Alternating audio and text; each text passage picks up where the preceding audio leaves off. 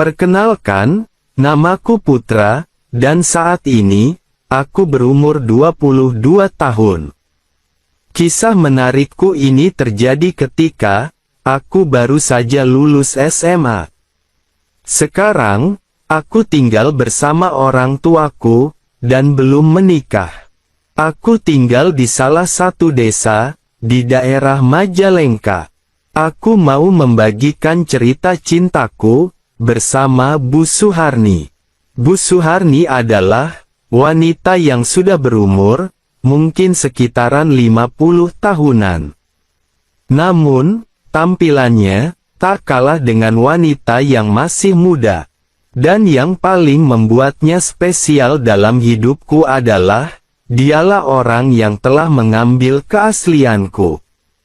Singkat cerita, awal kedekatanku dengannya adalah, ketika aku baru lulus SMA.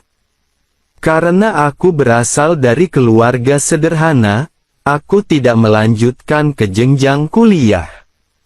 Aku ingin bekerja, untuk membantu ekonomi keluargaku. Lantas, ibuku menyuruhku untuk ke tempat Bu Suharni, yaitu, sahabat akrab ibuku, saat mereka sekolah dulu, yang hingga kini, sudah seperti saudara sendiri. Beliau mempunyai usaha toko pakaian yang terbilang sukses dan maju di sebuah kota.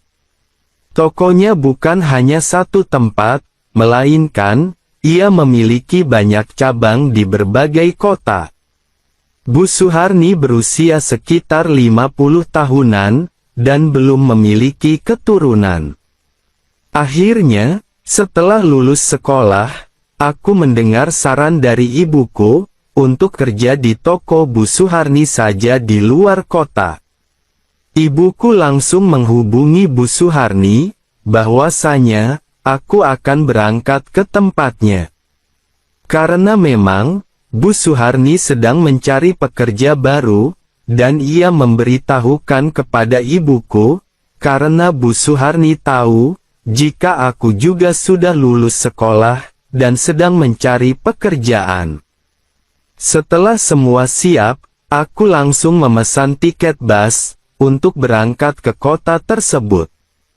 Setibanya di kota tujuan, aku langsung menuju rumah Bu Suharni, yang alamatnya telah diberikan padaku. Ketika sampai di rumahnya, aku bertemu dengan Pak Karyo, suami dari Bu Suharni. Pak Karyo kesehariannya memang begitu sibuk ke sana kemari. Ia sering pergi keluar kota, untuk mengecek toko-tokonya yang ada di kota lain. Pak Karyo, dengan rambutnya yang sudah putih, berbadan agak gemuk, dan pastinya, ia mempunyai cukup banyak uang. Aku pun disambut hangat oleh Karyo. Selamat datang Putra, semoga kamu betah bekerja di sini ya, sambut Pak Karyo, yang memang sudah menungguku.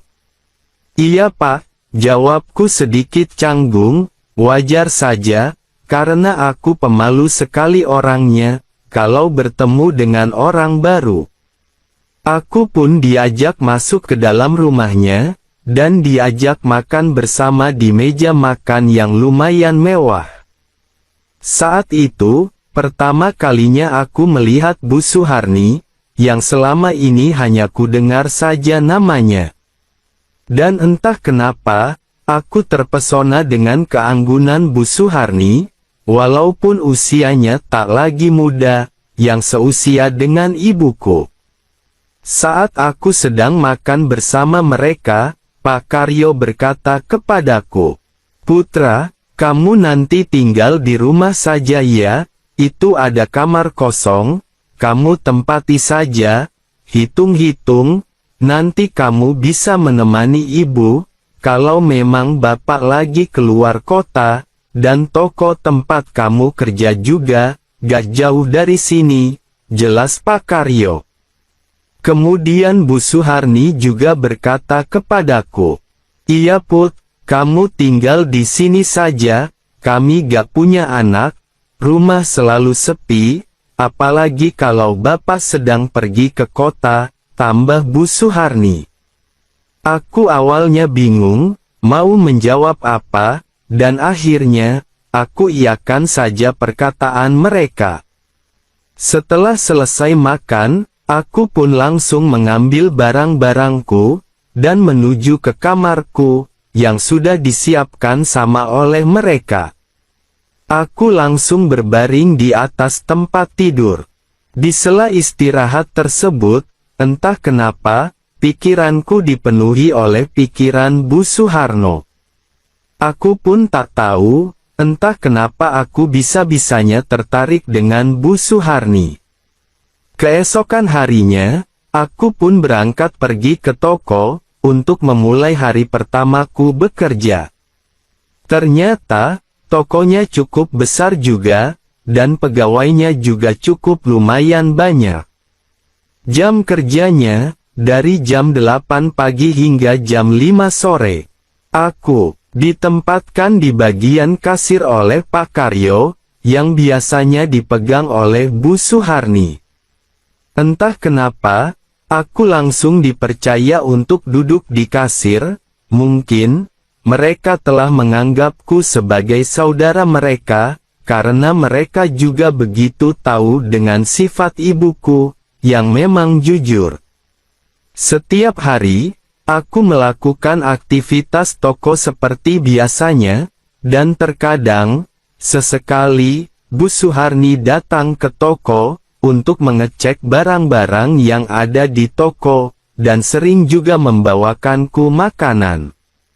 Pada suatu hari, Pak Karyo datang ke toko, dan memanggilku. "Putra, tolong kesini bentar, Bapak mau bicara sama kamu," panggil Pak Karyo, dan aku pun langsung bergegas menghampirinya. "Iya Pak, ada apa Pak?" sahutku. "Besok Bapak dan Ibu mau keluar kota, untuk mengecek toko yang ada di sana ya, jadi kamu nanti sendiri saja di rumah," ucap Pak Karyo. Singkat cerita, keesokan harinya, saat Pak Karyo hendak berangkat keluar kota, kulihat dari kejauhan, Bu Suharni masih berdiri di depan pintu, dan terlihat mengantarkan Pak Karyo. Aku pun keluar menghampiri Bu Suharni. "Loh, kok Ibu gak ikut Bu?" tanyaku penasaran. "Iya Put, Ibu gak jadi pergi, sebab besok ada barang masuk ke toko," jawab Bu Suharni. Malam pun tiba, sekitar jam 8 malam, aku berbaring, sambil main HP di kamarku. Tiba-tiba, Bu Suharni masuk ke kamarku. Aku sangat kaget, dan jujur saja, itu membuat jantungku serasa berdegup dengan kencang, dan pikiranku seakan bergemuruh, dan gejolakan batinku tiba-tiba muncul. Karena, aku hanya berdua dengan Bu Suharni di ruanganku, dan ditambah lagi, Bu Suharni hanya menggunakan kain lap saja saat itu. "Ada apa Bu?" tanyaku pada Bu Suharni. "Ibu minta tolong Put, air di kamar mandi Ibu mati, tolong kamu benerin sebentar," jawab Bu Suharni. Aku pun langsung bergegas menuju ke ruangannya, karena memang, kamar mandinya terletak di dalam kamar Bu Suharni. Dan dari posisi itulah, aku dapat menikmati pemandangan panorama alam yang indah, dan terlihat asri itu sedikit-sedikit. Aku sesekali mencuri pandangan ke arah pemandangan yang indah tersebut. Dikarenakan, saat melihatnya, makin membuatku semakin penasaran, akan pemandangan alam yang tersembunyi itu, walaupun aku bisa membayangkannya. Pada saat itu, Bu Suharni menoleh ke arahku. Bu Suharni tersenyum kepadaku, dan aku langsung mengalihkan pandanganku. Jujur, aku merasa agak takut, saat dia menoleh ke arahku, karena aku takut ia akan marah, dan yang kutakutkan, nanti ia akan melaporkan pada ibuku. Akhirnya, air keran pun hidup, setelah aku coba memperbaikinya. Aku pun segera keluar dari ruangannya tersebut. Singkatnya, sekitar jam 2 malam, tiba-tiba aku mendengar suara teriakan dari ruangan Bu Suharni, yang sembari memanggil-manggilku. Aku pun langsung menemuinya, karena dia terus-terusan memanggil-manggil namaku. "Kenapa, Bu?" tanyaku, sesampainya di ruangannya. "Putra, barusan ibu mimpi buruk, Put. Ibu takut banget," jawabnya. Aku begitu bingung dengan jawabannya itu. Namun sepertinya, ia terlihat sangat ketakutan. Aku pun mencoba menenangkannya, dengan duduk di sampingnya. Bu Suharni kemudian ngomong, "Kamu temanin ibu dulu ya, ibu takut banget," pintanya, dengan memandangku dengan pandangan yang penuh makna. Lalu, dia memegang tanganku, yang menambah kebingungan dalam benakku. "Makasih banyak ya, Put, ibu takut sendirian, kamu mau kan menemani ibu?" pintanya, yang terlihat begitu ketakutan. Sungguh aku terkejut, karena sungguh di luar dugaanku, dia berkata seperti itu. "Gimana ya, Bu? Gak apa-apa emangnya, Bu?" tanyaku dengan suara bergetar. "Tenang saja, ibu, gak apa-apa kok, ibu takut banget sama mimpi buruk ibu," ungkapnya. Aku pun mengangguk, namun tetap dengan perasaan yang sangat canggung. Pada akhirnya, aku menemaninya beristirahat. Di tengah-tengah kecanggungan tersebut, tiba-tiba, tangannya terlihat berjalan-jalan. Aku begitu terkejut, dan otomatis, gejolakan itu langsung berkecamuk, seakan sedang menabuh genderang perang. Aku hanya diam, dan kulihat, Bu Suharni tersenyum dengan manisnya, sembari tangan yang mencoba mengambil sesuatu dariku. Dengan keadaan yang memungkinkan tersebut, kami pun terbawa suasana. Aku, seperti kerbau yang dicucuk hidungnya, hanya bisa terdiam, saat suatu tersebut terjadi. Walaupun aku kagum dengannya saat pertama kali bertemu, namun, aku tak pernah berpikir untuk dapat dalam momen tersebut. Bu Suharni pun langsung mengambil sesuatu itu dariku, dan langsung memakannya, dengan begitu lahap. Aku begitu bahagia saat itu, karena, aku bisa dalam suasana dan kondisi tersebut, apalagi, dengan seseorang yang kukagumi. Setelah ia memakannya, tiba-tiba, ia langsung memindahkan semuanya, dan meletakkan di lantai. Aku begitu takjub dengan pemandangan panorama alam itu, yang sudah terlihat, tanpa penghalangan sedikit pun. Awalnya, Bu Suharni memberikanku minum, dengan wadah minuman yang masih begitu bagus, walaupun wadah itu sudah termakan usia. Setelahnya, ia menyuruhku memakan kue puding tersebut. Walaupun pada awalnya aku merasa sungkan, namun, lama-kelamaan, aku begitu lahap memakannya, ditambah lagi, dengan nyanyian Bu Suharni yang merdu. Setelah beberapa lama kemudian, barulah, kapal yang tak pernah berlayar itu, pada saat itu, berlayar pertama kali, dan berlabuh pada pelabuhan yang sudah termakan usia. Walaupun begitu, pelabuhan itu masih begitu terawat, dengan perawatan rutin. Aku pun langsung melabuhkan perahu itu dengan perlahan. Hingga beberapa saat, kelajuan perahu tersebut menjadi bertambah, yang membuat Bu Suharni begitu semangat untuk bernyanyi. Setelah beberapa lama berlayar, akhirnya, sampailah pada dermaga yang membawa kebahagiaan. Malam itu, aku habiskan waktu dengannya, untuk melakukan pekerjaan, dan pelayaran kapal yang begitu berkesan dalam hidupku. Putra, ibu tak pernah sebahagia ini sama bapak loh. Makasih banyak ya Put, ucap Bu Suharni. Aku hanya mengangguk. Dalam benakku, aku berpikir, walaupun Bu Suharni banyak harta, tetapi dia kurang dalam hal kebahagiaan batin. Setelah selesai, aku pun tertidur pulas di ruangannya Ibu Suharni sampai pagi. Keesokan harinya sekitar jam 5 sore, Pak Karyo pun pulang. Aku mencoba bersikap seperti biasa, agar tidak ada kecurigaan darinya. Hari demi hari, aku melakukan aktivitas seperti biasanya, dan apabila Bapak keluar kota, Bu Suharni selalu meminta menemaninya, untuk sekedar mengobrol, ataupun meminta pertolongan pekerjaan dariku. Dan yang parahnya lagi, kami selalu mengulang hal yang sama.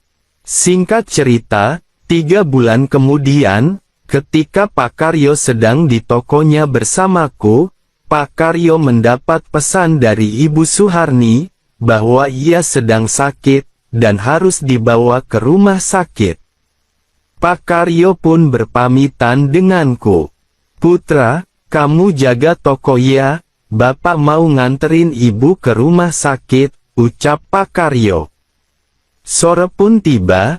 Aku langsung pulang, dan beristirahat sejenak di kamarku. Tiba-tiba, aku mendengar ketukan pintu dari luar. Aku langsung membukakan pintu, dan ternyata, Bu Suharni dan Pak Karyo baru pulang dari rumah sakit. Dan kulihat, wajah Pak Karyo seperti bahagia sekali. Apa sih yang membuatnya kegirangan sekali? Karena memang tak seperti biasanya, pikirku saat itu. Dan kemudian, mereka mengajak ngobrol denganku di ruang tamu. Kamu tahu gak Put, kenapa Bapak bahagia sekali saat ini? Tanya Pak Karyo. Aku hanya menggeleng kebingungan, karena memang, ia tak pernah sesumringah saat itu. Akhirnya, Ibu berhasil mengandung Put, ungkap Pak Karyo. Aku sungguh kaget sekali mendengarnya. Aku pun melihat ke arah Bu Suharni, sembari berpikir, apakah ini hasil kerja kerasku, selama ini, tanyaku dalam hati. Saat kulihat Bu Suharni, dia langsung membuang wajahnya, seolah ia menyembunyikan sesuatu di hatinya. Aku pun memberikan ucapan selamat kepada Pak Karyo.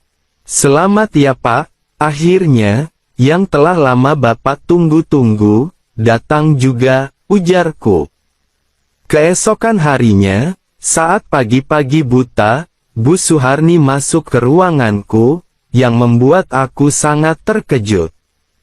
Bu Suharni berbisik kepadaku, Putra, ini hasil dari pekerjaan kita selama ini. Ibu gak mau keluarga ibu hancur. Bila Bapak tahu perbuatan kita selama ini uang untukmu, dan kamu tolong segera pergi dari sini ya, karena ibu gak mau Bapak jadi tahu soal anak ini, ujar Bu Suharni dengan suara lirih, sembari dia memberiku sebuah amplop. Dan aku berpikir, benar juga apa kata Bu Suharni, umurku juga masih sangat muda, dan apabila Bapak tahu soal ini, bisa-bisa, aku dilaporkan ke polisi, dan juga, keluargaku pasti sangat malu sekali. Dan aku pun langsung mengiyakan permintaan Bu Suharni. Baik Bu, saya akan menjaga rahasia kita, ujarku. Aku pun langsung mengambil amplop yang berisi uang itu, dan aku langsung membereskan pakaianku, dan keluar untuk berpamitan. Aku pun berpamitan dengan Pak Karyo, dengan alasan, ibuku jatuh sakit, dan aku harus segera pulang, dan aku pun langsung menuju ke terminal, untuk pulang ke kampung. Dalam perjalanan pulang, ingatanku tak lepas dari bayangan Bu Suharni.